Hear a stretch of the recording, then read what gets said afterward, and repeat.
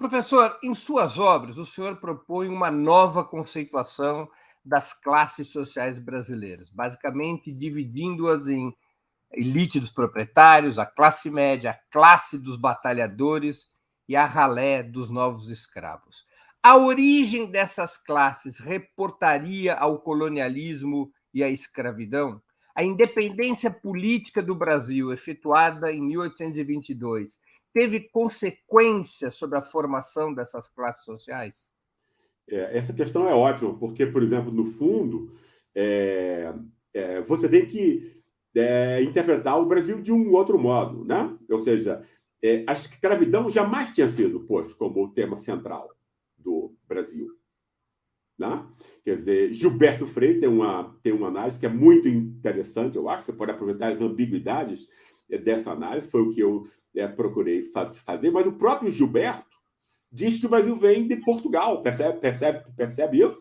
Né? A escravidão é um fato secundário, né? Dentro Professor, dessa me perdoe uma construção interrupção, cultural. mas a obra célebre do Jacó Gorender, O Escravismo Colonial, não dá essa centralidade à questão da escravidão? Ele que é um Claro, pensador marxista muito sólido. claro. Não, é uma excelente historiografia. O que eu quero dizer é que você tem que pegar as conexões entre as coisas. Eu não sou historiador, né?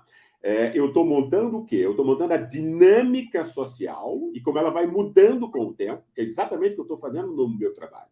O que é que eu estou querendo montar? A escravidão continua, né? Claro que não continua do mesmo modo, mas ela vai assumindo novas formas, né? Percebe? Né? E ela vai assumindo novas formas agora e tal, né? Por exemplo, as pesquisas empíricas que eu fiz, dos muito pobres, especialmente, para mostrar isso. Você produz exatamente o mesmo tipo de gente, Breno, né? Para ocupar exatamente o mesmo tipo de função, etc. Né?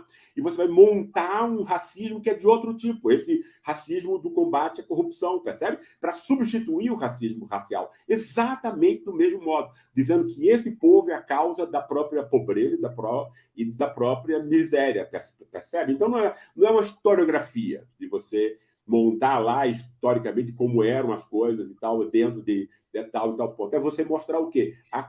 Conhecimento sociológico é isso, a continuidade, os elos, as conexões perdidas, que você normalmente não percebe. Né? Entende? Quer dizer, então, essa minha reinterpretação tem a ver com isso. Né?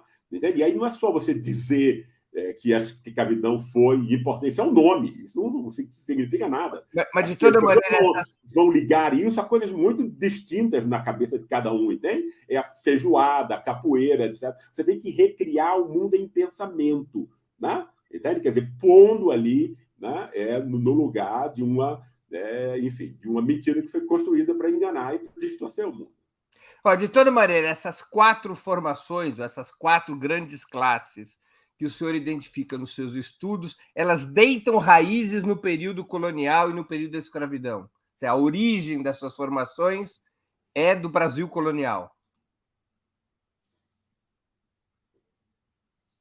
Breno?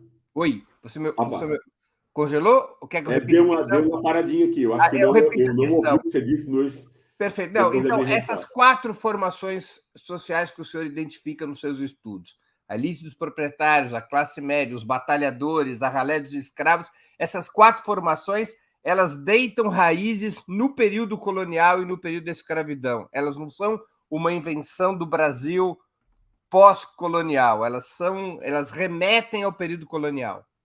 Perfeito, Breno. É muito legal a gente conversar enfim, com um interlocutor inteligente. É exatamente isso. Né? Quer dizer, você tem o quê? Você já tem, no século XIX, né, o quê? Você tem essa elite de proprietários que é exatamente a que continua hoje. Né? E assassinos e ladrões. O livro que eu recomendei aqui é um livro, eu acho, para mim, o maior clássico da literatura brasileira, que é São Bernardo, do Graciliano Ramos, que é exatamente esse cara que vai se tornar, né? Entende? Alguém morto por dentro, etc., e vai explorar, matar os outros e tal, pegando terra. Né? Isso acontece exatamente hoje. Né? Essa lavoura arcaica que está com o Bolsonaro é exatamente isso. A outra também, apesar de ter... Né?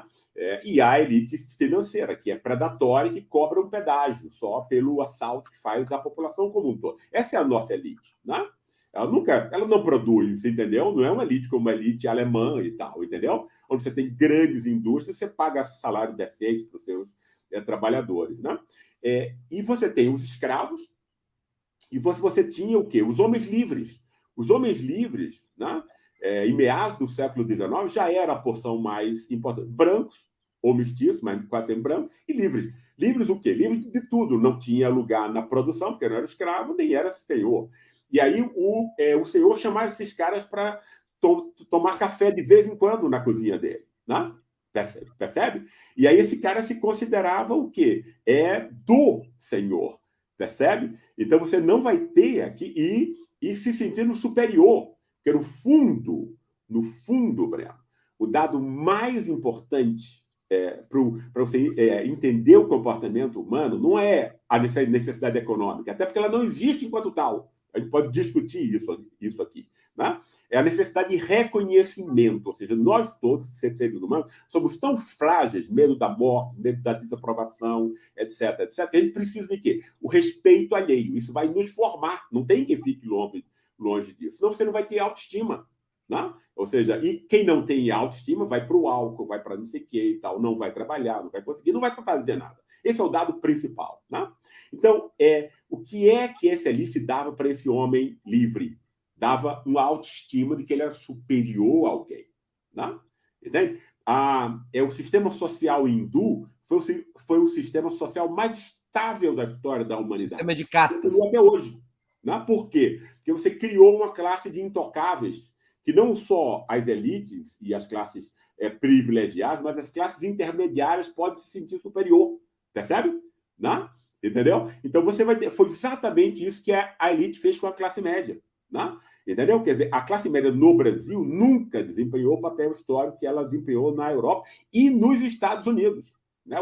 Os Estados Unidos é um país muito interessante até o começo do século XX, em termos de lutas sociais. Não era a França, eram os Estados Unidos, a classe operária mais organizada e mais numerosa, né? Apesar de ganhar mais. Percebe? Então é muito interessante isso. Né? No Brasil, não. Essa classe média foi o quê? Sempre subordinada, procurando adivinhar os desejos, inclusive os mais íntimos, né? Dessa elite que ela queria agradar. Aí você vai passar, ela vai passar de mão armada desse senhor de terras, etc., para quê?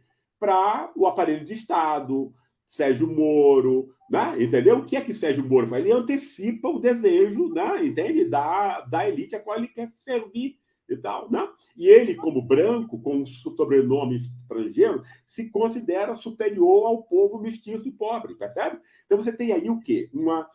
Você nunca houve uma crítica disso, né? Uma crítica simbólica.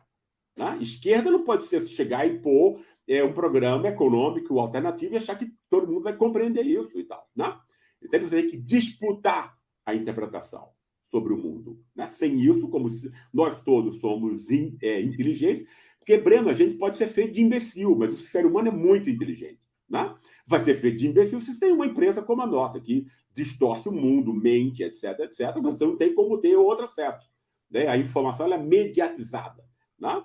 Mas nós somos inteligentes, você tem que confiar nessa inteligência dos seres humanos, mesmo aqueles que estão em condição deprimente e miserável. E isso continua, como você muito bem intuiu. Né? É claro que esse branco, isso é muito interessante também, Breno, porque ninguém fala nisso no Brasil. Né?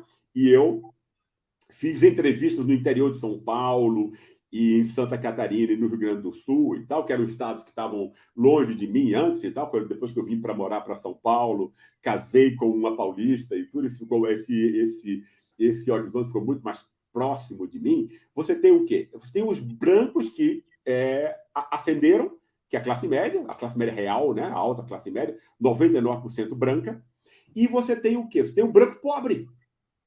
Branco pobre. É o branco pobre que está com o Bolsonaro, não por acaso.